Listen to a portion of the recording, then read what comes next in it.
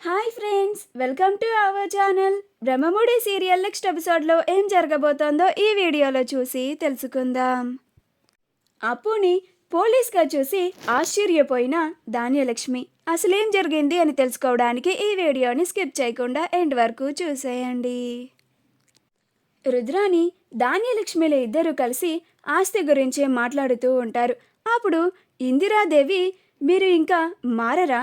ఎప్పుడు చూసినా ఆస్తి ఆస్తి అనుకుంటూ ఆస్తి గురించే మాట్లాడతారేంటి? ఇంటికి ఇంత చిన్న బుజ్జాయి వచ్చిన వేళ సంతోషంగా ఉండకుండా ఈ పాపతో ఆడుకోకుండా ఆస్తి ఆస్తి అని కొట్టుకొని చస్తారేంటి అని అంటుంది. అప్పుడు రుద్రాని, ఎందుకంటే మేము తర్వాత బతకాలంటే మాకు ఆస్తే ముఖ్యం కాబట్టి అని అంటుంది. అప్పుడు ఇందిరాదేవి, ఇంత వయసు వచ్చినా కానీ నీకు బుద్ధి మాత్రం పెరగలేదు రుద్రాని. నీకు మనవరాలు కూడా పుట్టింది, అయినా కానీ ఇంకా ఆస్తి గురించి ఆలోచిస్తూ ఉన్నావు. ఇంకా ఎప్పటికీ నువ్వు బంధాలు బంధుత్వాలు గొప్పవి, అవే మనిషిని సంతోషంగా ఉంచుతాయి అని ఎప్పుడు తెలుసుకుంటావో ఏమో అని అంటుంది. అప్పుడు సుభాష్, రుద్రానికి ఆ జ్ఞానోదయం అవ్వదులే అమ్మా, మనం అనుకోవడం మన పిచ్చితనం. ఇంకా ఆ రుద్రాని మారేలాగా చేయాలి అంటే రుద్రాని మనవరాలే చేయాలి అని అంటాడు. అప్పు కళ్యాణ్లు ఇద్దరు దుగ్గిరాల వారి ఇంటికి చేరుకొని ఇద్దరు నడుచుకుంటూ వస్తూ ఉంటారు. అది చూసి ధాన్యలక్ష్మి, రుద్రాణిలు ఇద్దరు, ఇదేంటి కళ్యాణ్ ఎవరో పోలీస్ని తీసుకొని వస్తున్నాడు, కొంపదీసి మా మీదేమన్నా కంప్లైంట్ ఇచ్చాడా ఏంటి అని కంగారు పడిపోతూ భయపడిపోతూ ఉంటారు. కళ్యాణ్, అప్పులు ఇద్దరు గుమ్మం దగ్గరికి రాగానే అప్పుడు కావ్య, కవిగారు అప్పు అని అప్పుని చూసి ఆశ్చర్యపోతుంది.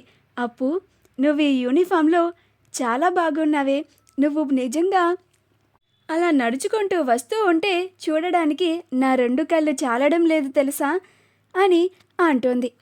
ఇద్దరు లోపలికి రండి అని అంటుంది. అలా కళ్యాణ్, అప్పులు ఇద్దరు లోపలికి వస్తారు. అలా అప్పు వెళ్ళి ఇందిరాదేవి దగ్గర ఆశీర్వాదం తీసుకుంటుంది. అప్పుడు ఇందిరాదేవి, చాలా సంతోషంగా ఉంది అప్పు, మీ ఇద్దరి పెళ్ళైన తర్వాత ఈ ఇంట్లో సమస్యల వల్ల కొంతమంది నోటి దూల వల్ల మీరు ఈ ఇంటి నుంచి వదిలి వెళ్ళిపోవాల్సిన పరిస్థితి వచ్చింది.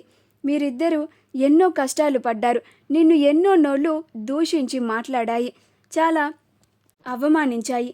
మీరు కష్టపడి ఇప్పుడు నువ్వు పోలీస్ అయ్యి ఇప్పుడు ఆ నోళ్ళన్నిటినీ మూతపడేలాగా చేశావు.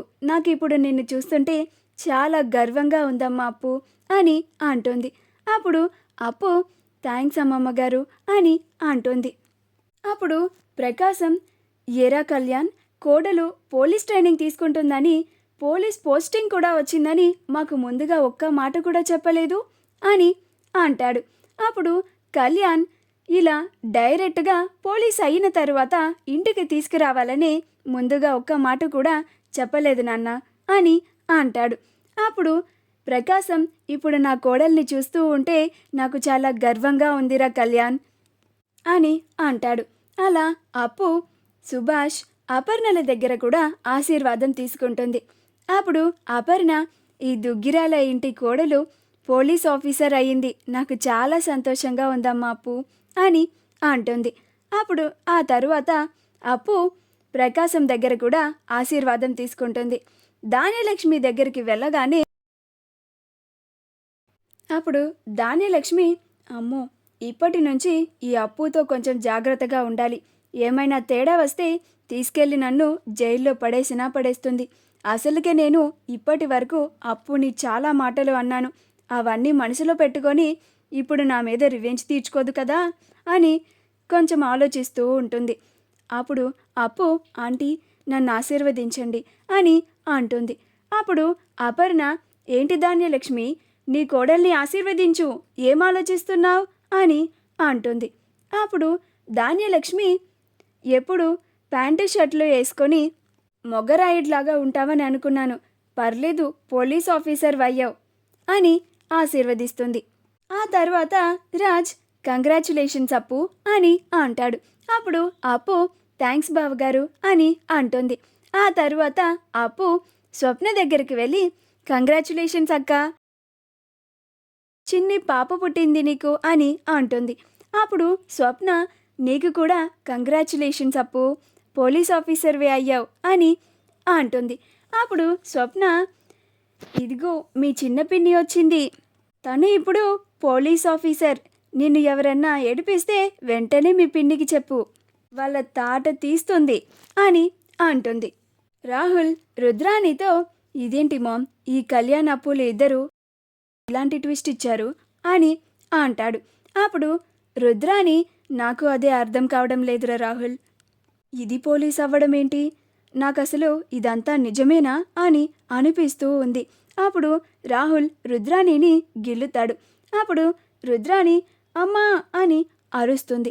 అప్పుడు అందరూ ఏమైంది రుద్రాణి అని అంటుంది. అప్పుడు రుద్రాణి ఏం లేదు అని అంటుంది. ఆ తరువాత ప్రకాశం, నాన్న కళ్యాణ్, రేపు ఉదయం స్వప్న కూతురికి బారసాల జరిపిస్తున్నాం, నువ్వు అప్పు ఎలాగో వచ్చారు కాబట్టి ఈ నైట్కి ఇక్కడే ఉండి రేపు ఉదయం ఫంక్షన్ అవ్వగానే మళ్ళీ వెళ్ళిపోదురు గాని అని అంటాడు. అప్పుడు కళ్యాణ్, లేదు నాన్న, మాకు పని ఉంది, మేము వెళ్తాం అని అంటాడు. అప్పుడు స్వప్న, అదేంటి కళ్యాణ్, నా కూతురి బారసాలకి మీరిద్దరూ ఇక్కడే ఉండాలి, లేకపోతే నేను అస్సలు ఊరుకోను, ఏమే అప్పు అని అంటుంది.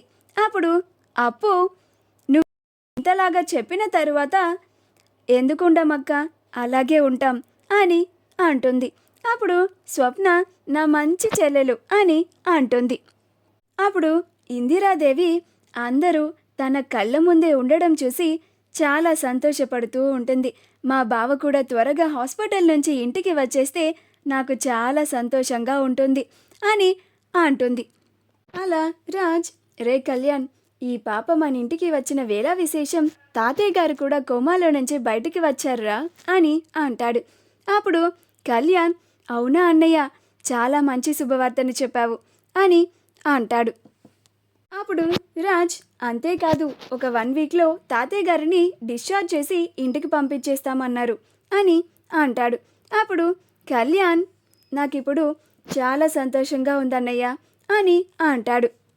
అలా దుగ్గిరాల కుటుంబం అంతా చాలా సంతోషంగా ఉంటుంది.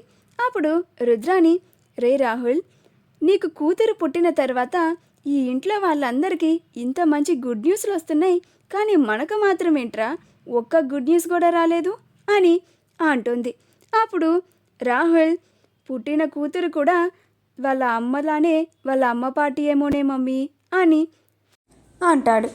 మా వీడియో కనుక మీకు నచ్చినట్లయితే లైక్ చేయండి, షేర్ చేయండి, మా ఛానల్ని సబ్స్క్రైబ్ చేసుకోండి, పక్కనే ఉన్న బెల్ ఐకాన్ని క్లిక్ చేయడం మాత్రం మర్చిపోకండి.